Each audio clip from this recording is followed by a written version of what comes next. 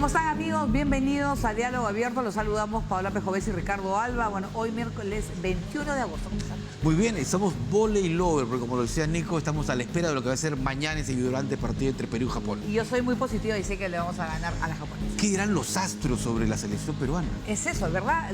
Vamos a hablar sobre los astros y qué significan. ¿Nos pueden dar realmente algunas pistas de lo que podría pasar, por ejemplo, si tenemos un negocio? Así es. ¿La fecha de tu nacimiento afecta o no tu vida? La hora de tu nacimiento. La hora también. Yo nací domingo, por ejemplo. ¿Qué me dirá? ¿Qué dirá? Yo también fin de semana y a la medianoche.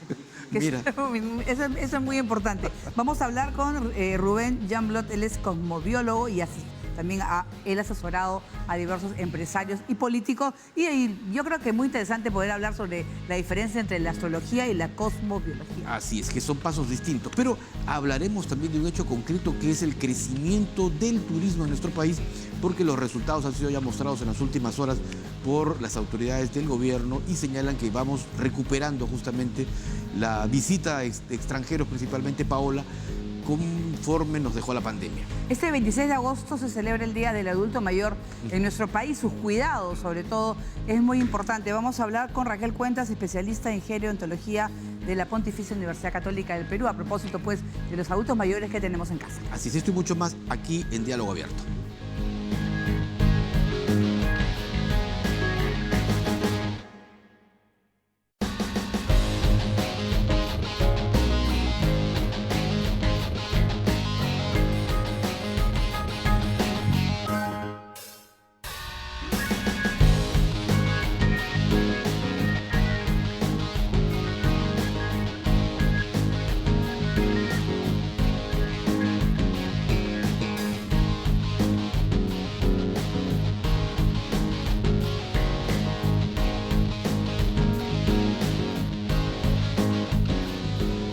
Muy bien, vamos a empezar estamos hablando del tema de los adultos mayores. Yo creo que es el 32,7% de hogares del país son conducidos por adultos mayores.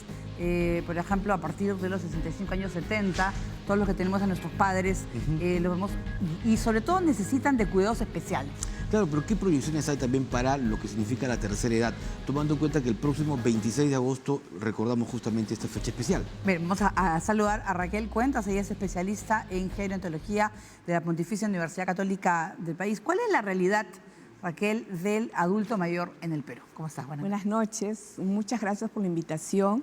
Bueno, este 26 de agosto se conmemora en nuestro país el Día Nacional de las Personas Adultas Mayores, que ya van en números más de 4.700.000 personas adultas mayores en nuestro país. Han pasado del año 2000, que eran casi el 6,9% de la población peruana, a ser hoy en día 13,9%. Entonces es un número muy significativo, además porque nuestro país está viviendo un envejecimiento acelerado, ¿no?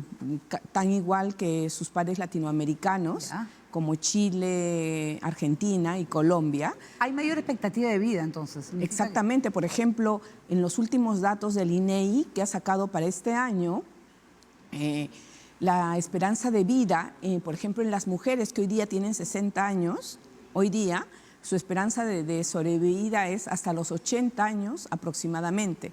En el caso de los hombres es el 74,7%. O sea, las mujeres adultas mayores viven más que los hombres adultos mayores. Ah, caramba. Bueno, interesante. No, en mi familia tengo de hasta casi 100 años. Longevos. Longevos, joder. Sí, en el Perú ahora hay casi un poco más de 8.000 personas centenarias registradas, ¿no? Correcto. Ahora, ¿qué porcentaje de los casi 5 millones de adultos mayores todavía dirigen hogares o son la cabeza de familia?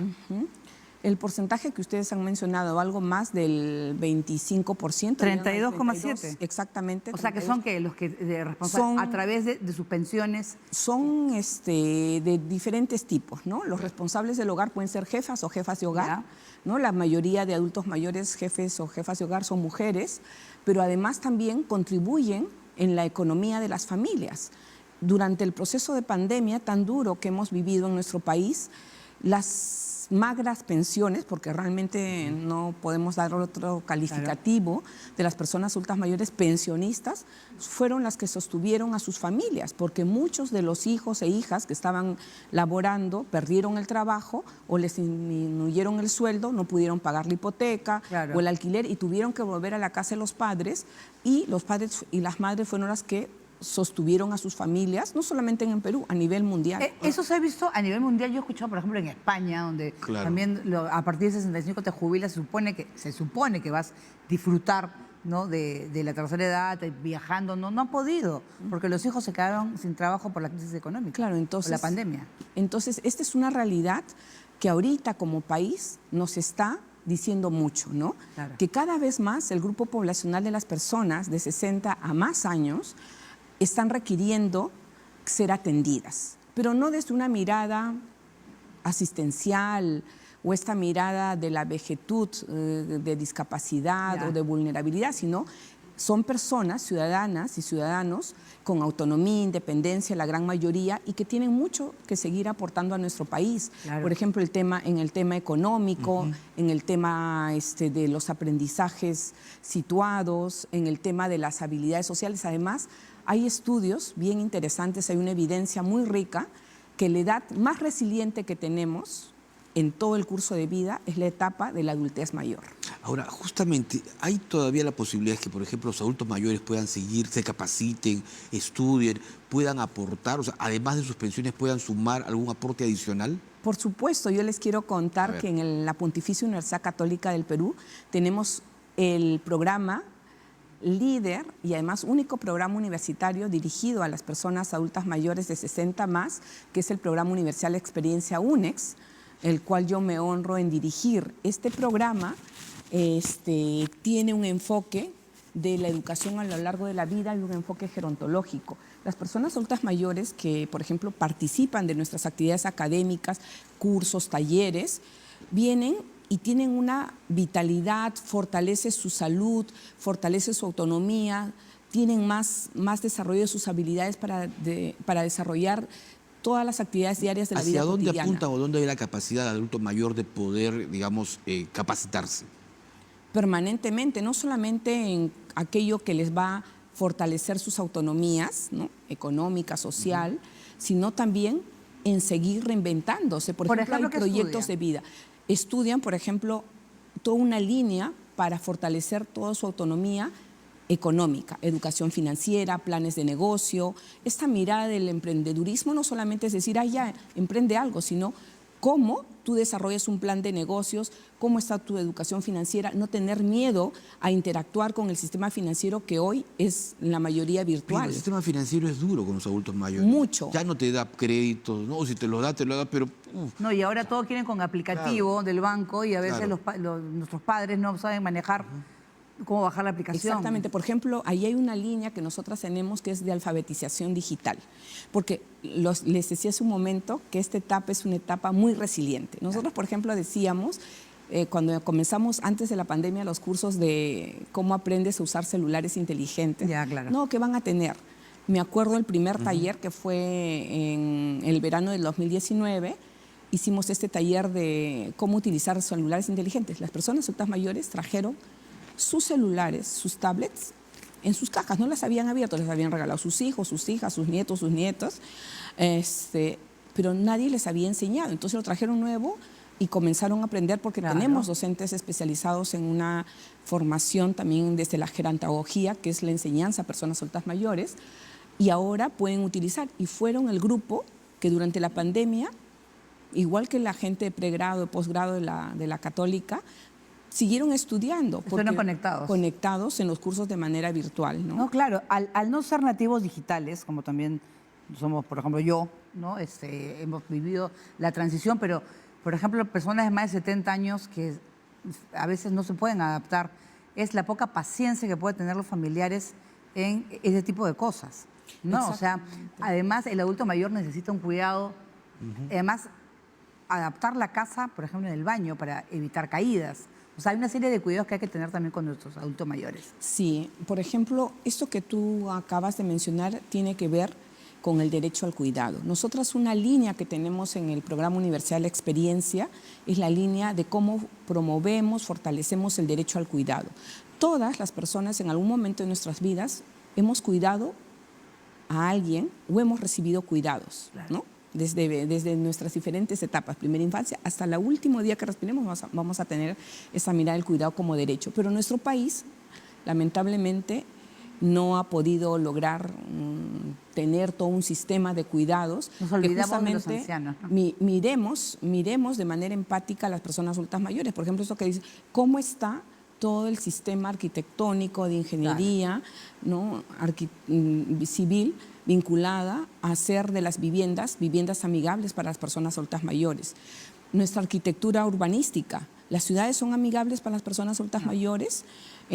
Nuestros servicios públicos son amigables para las personas adultas mayores, incluso para las personas que tienen algún tema de discapacidad, que no necesariamente son adultas mayores, ¿no? Para las mujeres embarazadas, las niñas, los niños. Entonces estamos hablando que hoy el grupo de personas adultas mayores que cada vez más está creciendo, nos está diciendo mucho a la sociedad. Y yo creo que es momento en que desde diferentes ángulos, sectores, del gobierno central, regional, sobre todo local, y también la sociedad civil, la academia, pongamos al servicio de ese grupo poblacional o comencemos a desarrollar servicios innovadores para atender las nuevas necesidades que se van a presentar. No solamente verlo de manera económica, como han comenzado a aparecer eso de la economía plateada, del emprendedurismo, que es importante, pero también hay que darle un enfoque de derechos, o sea, las personas adultas mayores como ciudadanas y ciudadanos, y que cómo fortalecemos esta capacidad que tienen para ser autónomas, independientes, pero el mayor tiempo posible. La fortaleza que tienen los adultos mayores son justamente, o es la experiencia, ¿no es cierto? Entonces, ¿cómo volcar, cómo ellos pueden volcar también, sobre todo con los jóvenes, esa experiencia que han tenido de vida y en diferentes sectores? Por ejemplo, desde la universidad, nosotras estamos comenzando a desarrollar toda una estrategia de participación académica, educativa, intergeneracional. Cómo aprender a convivir entre generaciones. O sea, la experiencia que trae una persona adulta mayor de vida, laboral, incluso de su mirada hacia lo que está aconteciendo en nuestro país, en las familias, en las comunidades, es muy valiosa. Incluso los docentes que ya están jubilados tienen un gran bagaje para cómo enseñar metodologías, cómo aprender haciendo, ¿no? Y las personas adultas mayores de nuestro país también lo han demostrado, los de las zonas rurales, de la Amazonía, por ejemplo, yo debo reconocer ahí que el programa Pensión 65 tiene un programa dentro de este programa asistencial muy valioso que es Saberes Productivos, y ha recogido las tecnologías, las culturas de las personas adultas mayores de diferentes lugares de nuestro país, ¿no? Pero sobre todo es saber integrarlos a la familia, porque a veces los abuelitos no son los que están y los dejas ahí a que vea televisión. Tienes que integrarlos en las actividades de la familia, porque aquella abuelita que de repente está ahí, ella fue la que te cuidó de niñita, y a veces nos olvidamos de eso. Claro, pero por ejemplo, tú has tocado un tema muy importante. Porque yo tuve a mi abuela en casa con mi mamá, la cuidó hasta el final, porque me parece importante, no podíamos dejarla sola. O a nuestros hijos. Bueno, ¿no? Claro, es el derecho de las personas adultas mayores a vivir en familia, ¿no? Sí. Por ejemplo, hay una práctica que se está extendiendo cada vez más. Nosotros pertenecemos a un país que tiene una cultura familiarista. Sí. Sin embargo, las nuevas tendencias están haciendo que cada vez más esta mirada empática hacia lo que es la familia, el cuidado, se individualice más. Entonces, muchas familias o hijos e hijas, qué fácil es dejar a la mamá o papá en un centro de atención residencial, Sí, claro. para personas adultas mayores, lo que antes eran los asilos, ¿no? O en el famoso hogar Grande Canevaro. Pero más allá, yo quería hacer un alto porque te voy a transmitir lo que nos dicen las personas adultas mayores cuando les decimos abuelas y abuelos. No todas las personas adultas mayores en nuestro país son abuelas y abuelos. Otras son personas solteras, otras no tuvieron hijos. Ah, bueno, yo lo digo por mi abuela. Sí, está muy bien. Sí, te digo porque siempre a mí me lo recuerdan y es cierto. Pero la gran mayoría sí tienen esa condición de ser abuelas, claro. abuelos, ¿no? No, claro, no. Eso es importantísimo, sobre todo porque de verdad yo creo que son excluidos, muchos, por muchos. Sí, como decía usted, doctora, la juventud va cambiando, ¿no? Y hay una posición distinta de alejamiento, ¿no? a los adultos mayores. Pero a mí lo que me llama la atención también, bueno, no solo es que las políticas que existen para ellos, sino también en toda digamos, tecnología, que lamentablemente se aleja para ellos. Basta, por ejemplo, en el caso de prender un televisor. Ahora las tecnologías son como aplicativos. Y si no tienes otro equipo de otra manera, esa persona no va a poder ver televisión, por ejemplo. O hacer el pago, a veces le dicen, no tiene que ser por el aplicativo. Y los anulaste. Claro. Claro. Y entonces ahí entra muy importante el componente educativo, ¿no? La capacitación en lo que ahora se llama la alfabetización digital. Antes hablamos de una alfabetización, por ejemplo, tradicional, la lectoescritura, el saber sumar y tal. Sin olvidarnos que en nuestro país todavía hay un gran sector de población adulta mayor, sobre todo en las zonas rurales, que es analfabeta. Claro. Y ni hablar del analfabetismo digital o financiero. Y yo creo que ahí ustedes, como medios de comunicación, este tipo de programas, contribuyen a tener una mirada más empática, más de llamar la atención, de colocar en el imaginario público de nuestro país la importancia que es el desarrollar programas formativos de educación continua en alfabetización digital para las personas adultas mayores. Y sobre todo tener paciencia, ¿no? Por supuesto, eso siempre. Los municipios. Uno por lo general cuando va a un municipio observa que... La casa del adulto mayor. Adulto mayor. Pero ¿qué se encuentra ahí? Tai chi, ¿no? O algunas formas de tejer. O sea, no podremos proyectar también hacia otros tipos de capacitación. Que les enseñen, por ejemplo, Claro. a utilizar las tabletas, a utilizar su teléfono, a mandar mensajes, ¿no? De WhatsApp, por ejemplo. Que pareciera que son políticas cumplidoras, ¿no? Claro, hay algo muy importante que ustedes mencionan en nuestro país, y voy a tomar de ejemplo el CIAN, los Centros Integrales del Adulto Mayor, conforman la arquitectura institucional que se ha ido creando, sobre todo a inicios de este siglo y con mayor fuerza a partir del 2003 en adelante, que es la arquitectura institucional para atender a las personas adultas mayores, los CIAN, ¿no? Que están presentes de acuerdo a la ley del adulto mayor en todos los municipios de nuestro país. Pero ¿qué sucede? A veces estos centros integrales del adulto mayor se han quedado con esta mirada Con ese chip.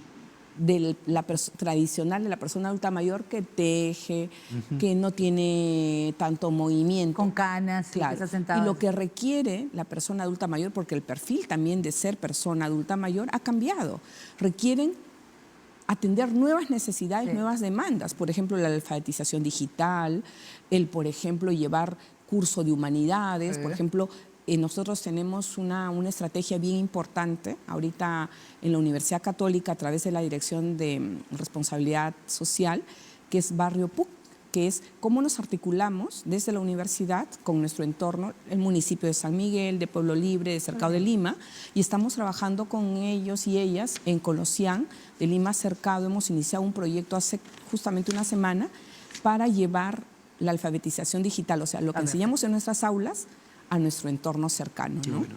Es un reto. O sea, Y yo también invitaría a que cada vez más estas políticas sociales sean universales. O sea, no solamente la Universidad Católica tiene que tener un programa como la UNEX, sino deberían de tenerlo las universidades de todo el país, las públicas, sobre todo, y que el gobierno, sobre todo el sector Mujer y Poblaciones Vulnerables, que es el ente rector de todo lo que es la política multisectorial nacional al 2030 a las personas adultas mayores, recoja las buenas prácticas que estamos realizando y las constituyen políticas. Por ejemplo, la preparación para la jubilación, Claro. ¿no? Que es muy importante. Muy bien. Muchísimas gracias pues a Raquel Cuentas, especialista en genetología de la PUC, que ha estado con nosotros. Bueno, y ya saben, sobre todo que también nuestro público. Claro. También es adulto mayor. También. Yo Y quiero un gran porcentaje, sí. invitarles a participar de nuestro programa Universidad de la Experiencia, y que desarrollamos diferentes cursos, talleres, y justamente este viernes 23 de agosto el programa Universidad de la Experiencia UNES cumplimos 24 años. En un país donde la institucionalidad democrática está un poco en crisis, aquí hemos ido tomando la posta, Ya. y es un programa muy importante para promover la nueva longevidad, la autonomía e independencia de las personas adultas mayores. Perfecto. Muy bien, nosotros gracias. muchas gracias por estar con nosotros. Vamos a hacer una pausa y vamos a volver con, bueno, tenemos una fotografía y ese es el Hotel Crillon. A ver, sí, mira, de los años 50, inaugurado en 1900 47, era uno de los más exclusivos de Lima. Tenía restaurantes, centro de espectáculos, su Sky Room en la parte más alta del edificio. Y ahí ha acogido personalidades como Pelé, Mohamed Ali, John Wayne, que se casó con peruana, Paquirri, María Félix. Bueno, Vittorio Gassman y otros famosos. Cerró sus puertas en el año 1999. Ahora no sé qué habrá en esa zona. Bueno, se ha ocupado gran parte por organismos públicos que están trabajando en la zona. Okay. La SUNAT es uno de ellos. También están otras instituciones. Pero claro, ese es tradicional Hotel Grillón, ¿verdad? Que además yo logré subir al Sky Room alguna vez. ¿Qué fue de la cama? Sí, claro. Había conciertos. Claro, impresionante se veía desde Lima, ¿no? Bien, nosotros vamos a regresar luego de la pausa hablando pues del turismo con nuestra invitada Marisa Montero, presidenta de Perú Travel Mart. Con eso volvemos.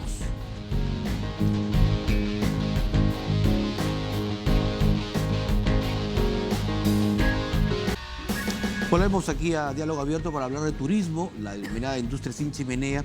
Se proyecta, Paola, la recuperación ya, por ejemplo, de la cantidad de turistas que llegan a nuestro país, similar a lo que fue la época prepandémica, pero los últimos resultados de los viajes domésticos durante estos feriados largos han sido muy, pero muy buenos. No, claro, sobre todo viajar al interior del país, descubrir, por ejemplo, no solamente Machu Picchu, sino también otros destinos turísticos, yo creo que ha sido una sorpresa para más de uno. Así es. Vamos a hablar sobre cómo se ha ido recuperando el turismo con Marisa Montero, que es presidenta de Perú Travel Mart y vicepresidenta de Canator. Señora Montero, buenas noches. Buenas noches, Ricardo. Paola, gracias por la invitación. Como mencionabas, estamos a puertas del Perú Travel Mart. ¿De qué se trata el Perú Travel Mart? El Perú Travel Mart es el evento de turismo más importante que tiene el Perú. Es una mesa de negociaciones donde recibimos compradores internacionales de todo el mundo.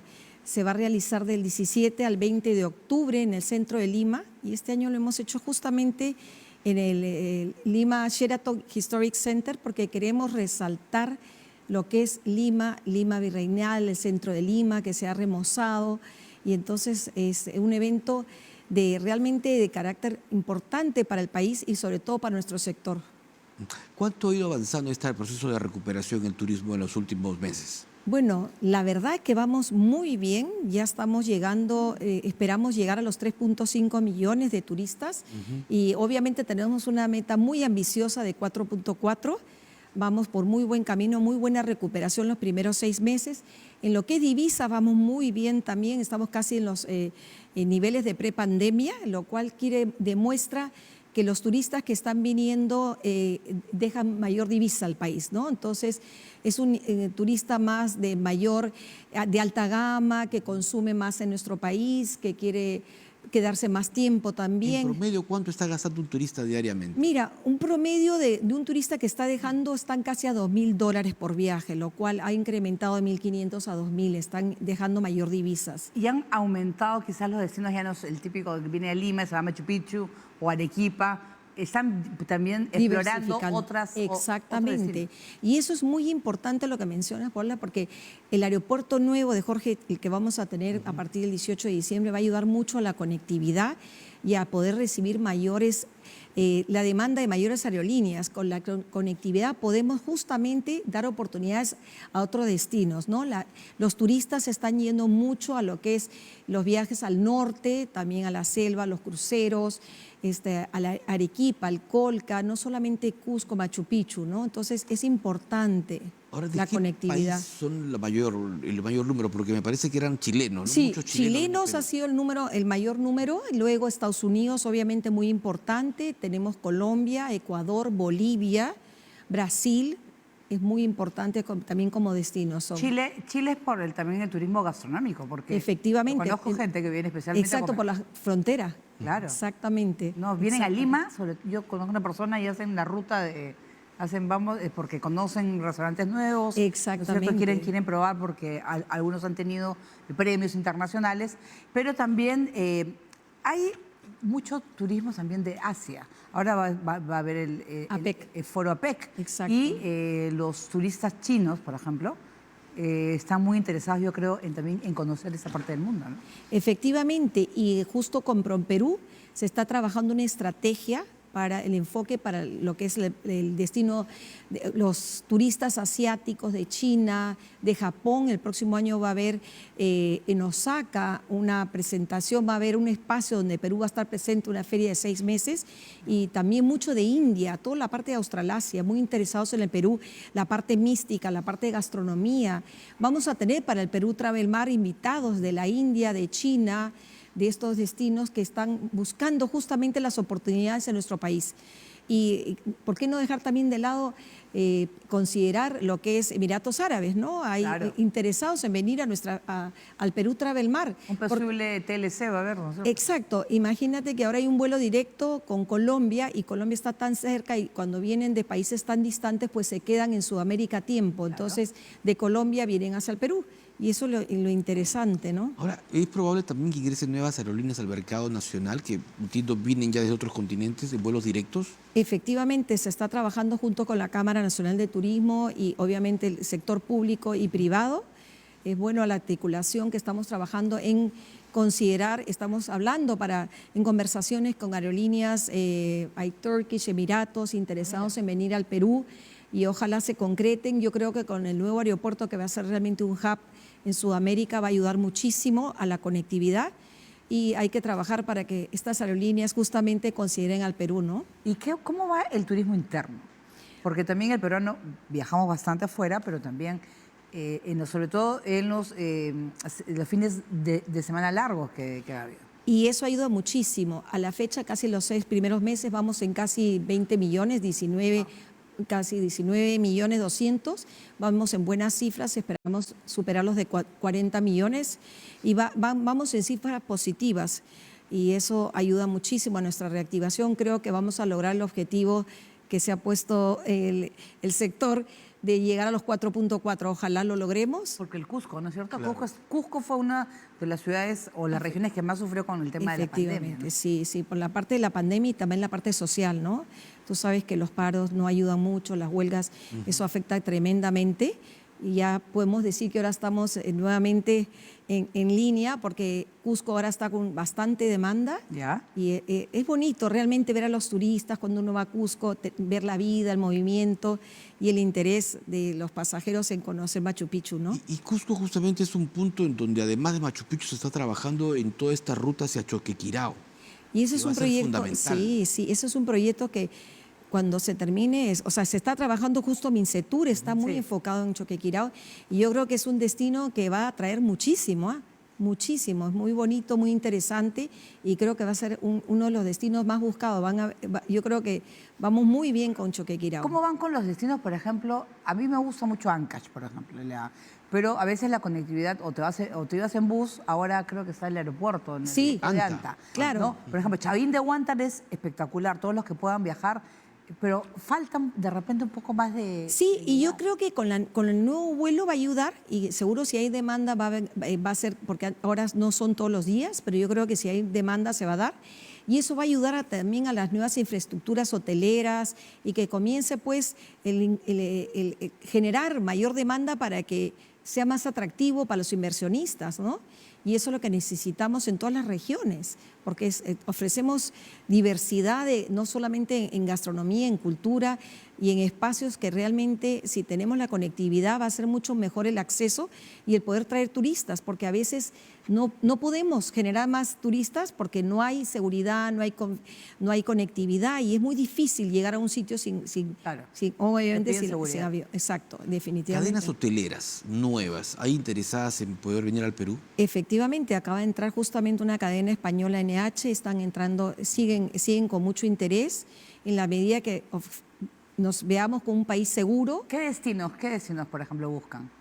Ahorita siempre el interés, obviamente como capital, Cusco. Lima, Cusco. ¿Ya? eh, La selva también les La gusta, ¿no? selva también, y creo que eso es uno de los destinos donde más necesitamos hotelería. Arequipa es interesante también, en la parte norte también, ahora hoy en día con lo que es playas, Cabo Blanco, toda esa zona está creciendo muchísimo.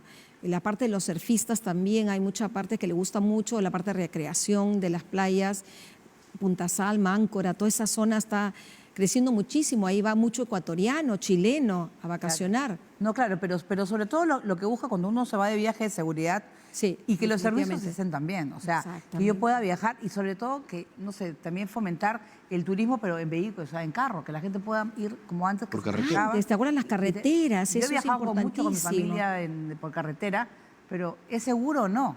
Efectivamente. Yo me acuerdo cuando era niña, mi padre decía, conozca el Perú primero, ya íbamos en viajes en carretera.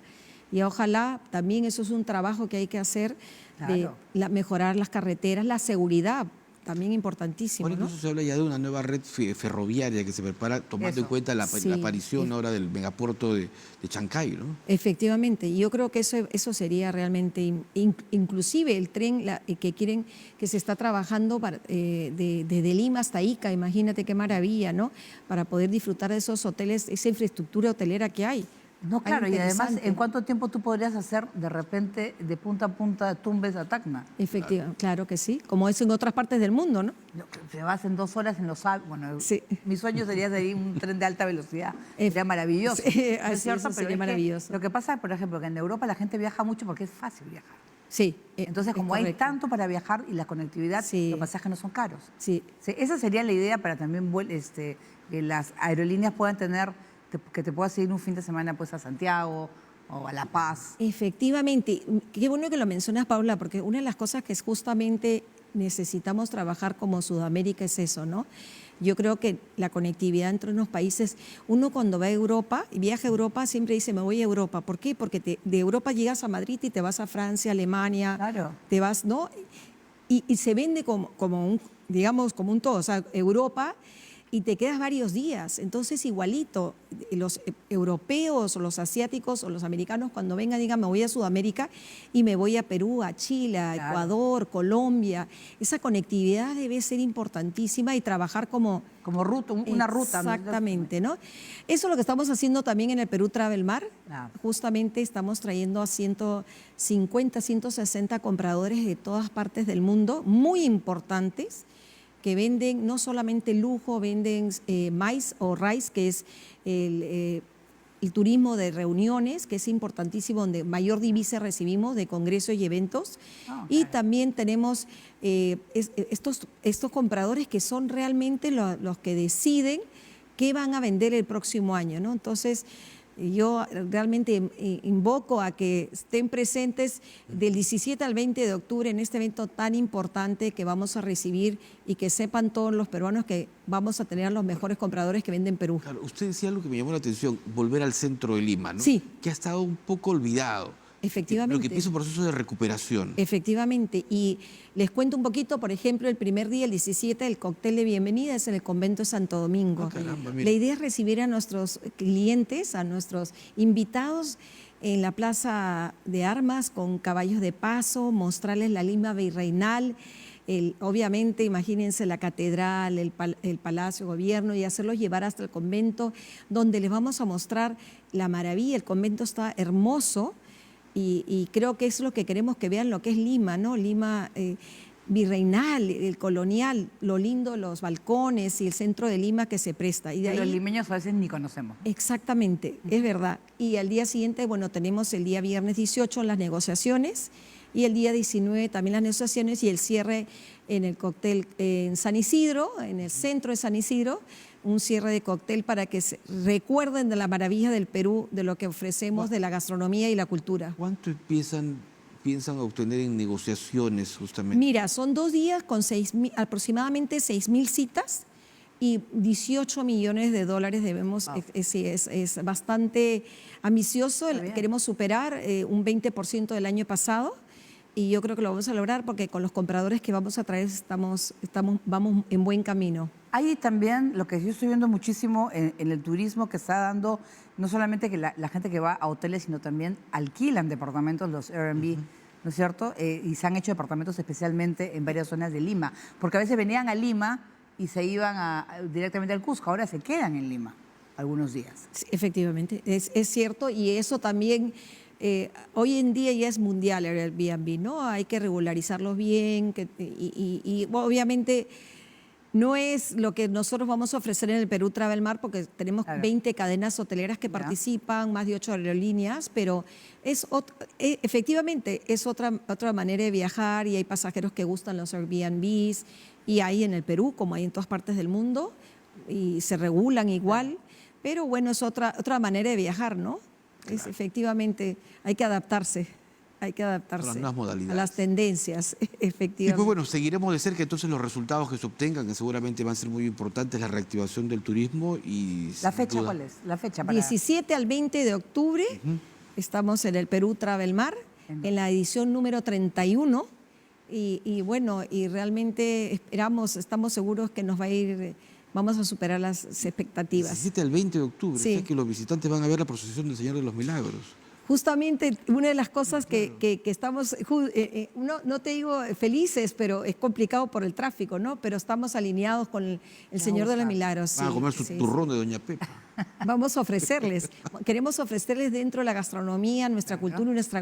Los dulces, exacto, los dulces típicos del Perú, y estamos seguros que van a quedar encantados, porque siempre que decimos que vienen al Perú, todo el mundo les dicen, ¿no? Uy, vas a comer muy rico, y la hospitalidad del peruano también, ¿no? Entonces, estoy segura que así será. Perfecto. Muchísimas gracias a Marixa Montero, presidenta Gracias. de Perú Travel Mart y vicepresidenta de Canatur. Gracias, Muchas Ricardo. gracias. Gracias, Éxitos. Paola. Muy bien, vamos a hacer una pausa y vamos antes de la misma con una fotografía. Y ese es un teléfono público que los más jóvenes no se van a acordar, pero era la ficha RING, Así de es. la desaparecida Compañía Peruana de Teléfono, la CPT. Esa era de los 90. Con el RING ya hacías tus llamadas De 3 minutos solamente. de 3 minutos, entonces te tenías que llevar tu bolsa. Si Así querías hacer llamadas más allá, Que pero... ya están desaparecidos totalmente, ¿no? De los pocos que quedan ahora públicos están casi inactivos. Yo tengo un RING guardado ahí de Ah, recuerdo. caracho. Mira. Claro, es que lo que pasa es que había gente que sí llevaba y hablaba para hablar por lo menos una llamada de emergencia, pero había que te compras tu ficha RING. Y los reporteros, cuando no existía celular, despachábamos desde el ring. Así que imagínate la cantidad de La fichas cantidad de fichas que usabas. Muy bien, nosotros vamos a hacer una pausa y luego de la misma vamos a hablar de la cosmobiología. ¿Qué cosa es? La fecha de nacimiento puede determinar, por ejemplo, nuestro destino, Así que es. nos vaya bien o no. Vamos a conocer qué significa entonces la cosmovisión. Con eso y más retornamos.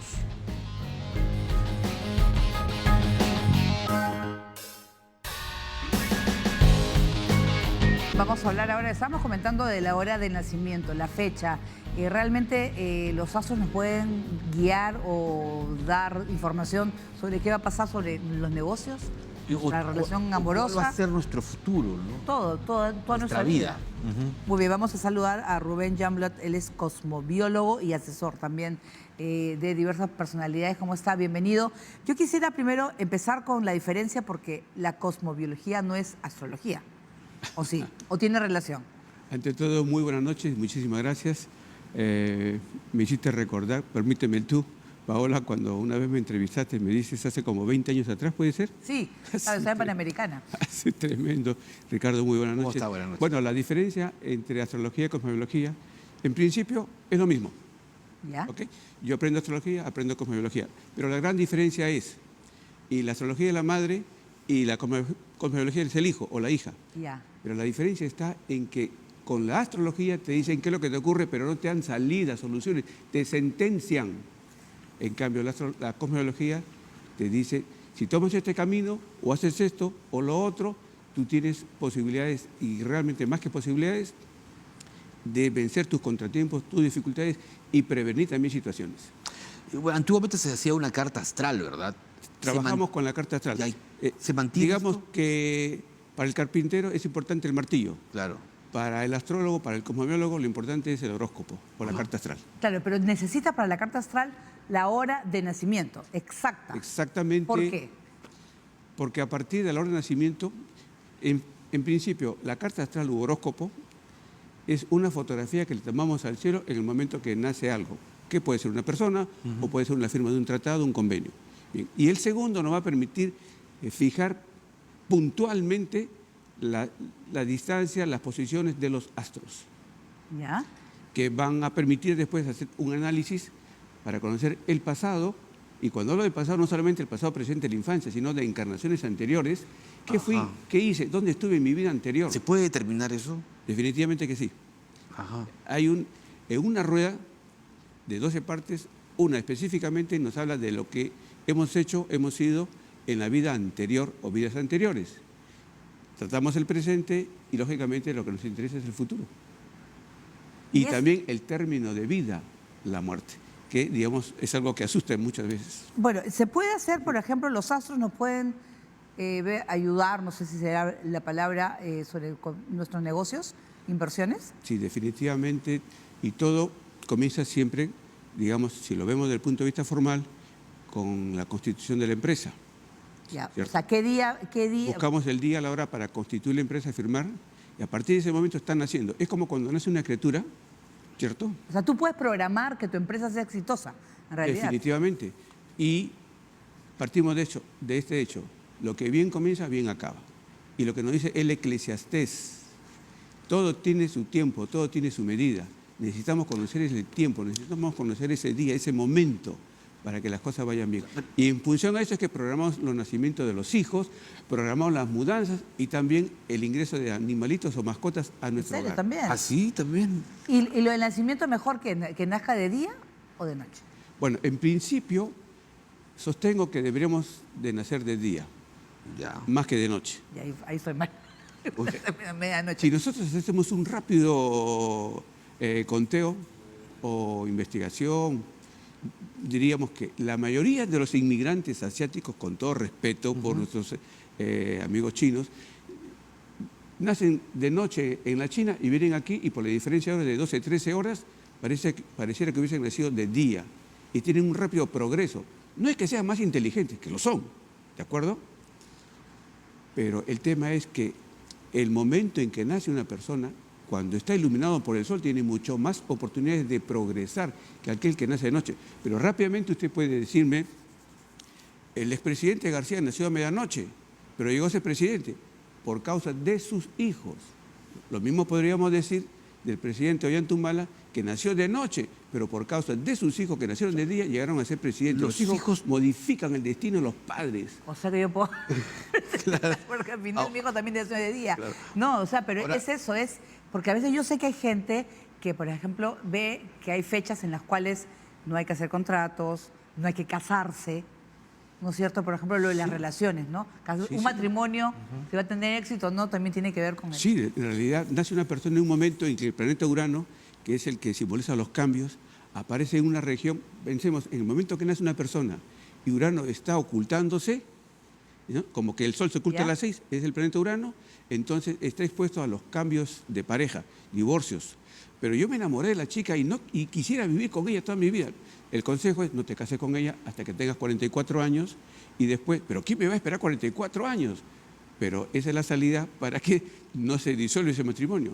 En realidad, eso es lo que dice el astrólogo. El cosmobiólogo dice, busquemos el día y la hora para que se casen.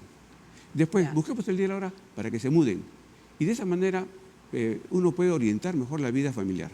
Señor Chamblot, yo solo quería terminar con el tema del día del nacimiento. Ok. ¿Qué día es mejor de la semana nacer? Bueno, no podemos decir eso exactamente porque Ya. constantemente están cambiando las posiciones de los astros, los planetas de sus órbitas. Lo que sí podríamos decir lo siguiente, solamente como ejemplo. En el año 2025, Ya. El otro año. estamos 24, 25, niños que nazcan dentro de lo que conocemos como el signo de Géminis, que va del 20 de mayo al 20 de junio, trae muchos contratiempos y problemas y dificultades para el progreso del papá. ¿Así? Del papá, no de la mamá, del papá. Y lo mismo podríamos decir para el año 2025, hijos que nazcan en el signo de Virgo y de Sagitario. Pero para el año 2026, hijos que nazcan dentro del signo de Cáncer, Libre y Capricornio, traen muchos problemas para el progreso del padre. Y me atrevo a decir esto porque a mi consulta vienen pues personas que tienen muchos problemas y todo se debe al momento que nacieron los hijos. ¿Y cómo solucionamos? Ustedes se van a reír, pero la mejor manera de solucionar Otro hijo. no es lo que yo decía en el año 80, tenga otro hijo. Adopte una mascota, ¿Así? adopte un animalito, sea gatito o perrito, como ejemplo, digo, pero busquemos el mejor día, la mejor hora para que ingrese el animalito a la casa y endereza a la familia. y le permite tener buenos negocios también. Yo estaba viendo acá, bueno, el señor Rubén Jamblat es coautor de Astro Marketing, La conquista del mercado sin hacer la guerra. ¿No? Un libro interesante, sobre todo porque habla pues de fusiones, alianzas. ¿Qué tan...? No lo contarán, pero hay empresarios que se guían por eso, ¿no? Bueno, sí, definitivamente. Y políticos también. Definitivamente. En el libro, en el capítulo 7, 8, hablamos sobre temas de política. Y este es un libro que escribimos a limón con el publicista Joe Gusukuma. Él puso la parte del marketing, yo puse la parte de los astros, ¿de acuerdo? Y definitivamente ahí damos una serie de tips hasta el año 2050 para encaminar los negocios. Por ejemplo, el 2 de octubre próximo hay un eclipse de sol. Si yo lanzo mi marca o inauguro un producto una semana o 15 días antes del eclipse, esto va mal. Esto le sucedió a la moradita, esa bebida de la Inca Kola o algo por el estilo. Estuve en el mercado y decía 100% o casi 100% de éxito en el mercado, ¿cierto? Sí. Salió y al poco tiempo tuvieron que retirarla del medio. ¿Por qué? Porque el lanzamiento lo hicieron unos pocos días antes de un eclipse de sol. Bueno, pero es que la gente no sabe cuándo es el eclipse de sol, claro. Pero ahí está, justamente, busquen al cosmobiólogo. Claro, y lo que hablan de, por ejemplo, de Mercurio retrógrado.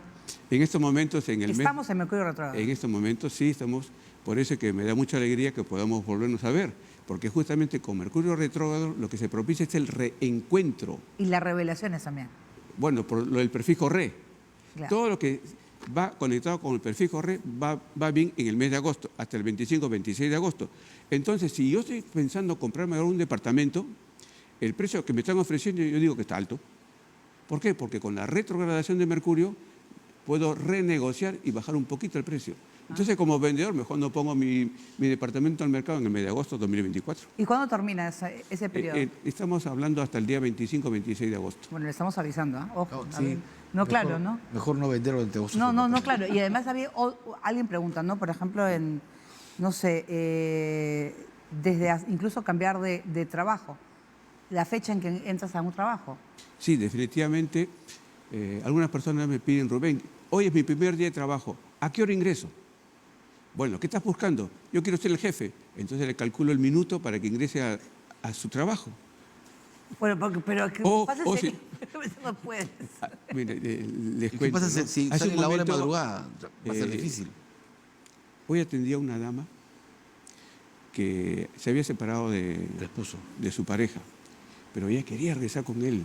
Entonces le calculé un calendario que denomino el calendario irresistible y le conté la historia, que eso se lo repetí varios años atrás a una dama israelí que había perdido la relación con su novio y ella quería regresar con él. Entonces le calculé un calendario de los mejores momentos del día en que Venus influenciaba a ella.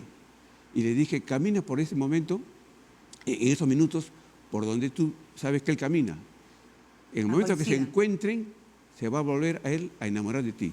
Wow. Eso sucedió. ¿Y sucedió? Entonces, es justamente lo que decimos por la influencia del planeta Venus que nos acerca al amor, a la amistad. Y en la política, ¿cuánto influyen los astros también? Bueno, definitivamente, de repente, si ustedes han revisado un poco en YouTube, dije que el presidente Castillo se juramentaba a las 12, no terminaba su mandato.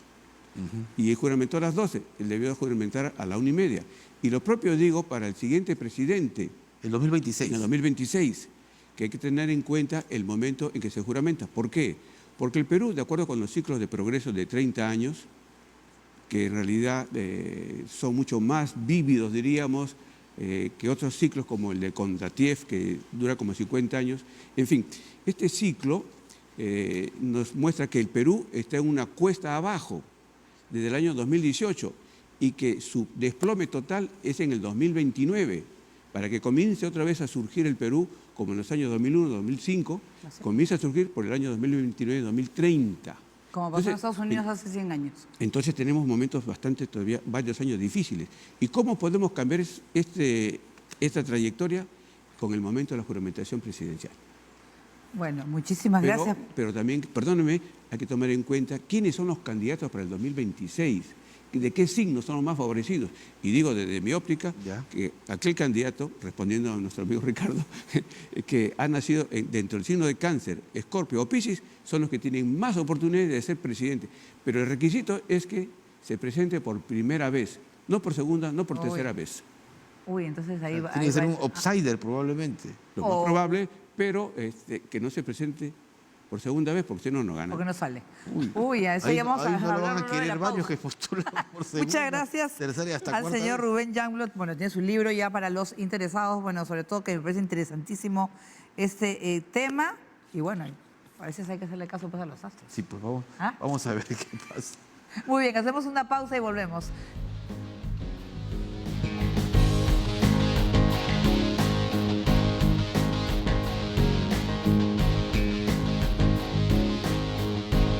Muy bien, vamos a seguir en diálogo abierto. Tenemos la última fotografía del recuerdo. Ajá. Y es una reunión, miré, Gabriel García Márquez y Mario Vargas Llosa Joven. conversaron sobre la novela en América Latina en la Universidad Nacional de Ingeniería en la UNI, septiembre de 1967. Eso cuando eran amigos, Así porque es. después, años después, Eso iba a decir. en el 75 fue, creo, la gran pelea entre ambos, que Bailey escribe, bueno, su versión en Los Genios, que se la recomiendo, pero eran grandes amigos. Sí, en esa época era así como lo muestran, ¿no? Mirándolo Vargas Llosa con mucha atención, ¿verdad? Pero bueno, es parte ya del pasado de Gabo. Muy bien, y bueno, y antes de irnos con la tendencia, está, bueno, es la tendencia en las cuales, Ajá. eso dijo el ministro de Cultura de Venezuela hoy, una gran verdad, dice Villegas, el ministro de Cultura, que reconoce que hay una oposición sana que votó por el cambio y el reencuentro de las familias. Inmediatamente Nicolás Maduro le quitó la palabra y lo silenció. Y ya no creo que sea. Sí, pues ya debe estar buscando un nuevo ministro de Miraflores. Muy bien, nosotros con eso nos despedimos, bueno, y mañana, por supuesto, y toda la fuerza para nuestras voleibolistas, Así es. que le vamos a ganar a Japón, eso sí lo sabemos. Nos vemos. Chao. Hasta mañana.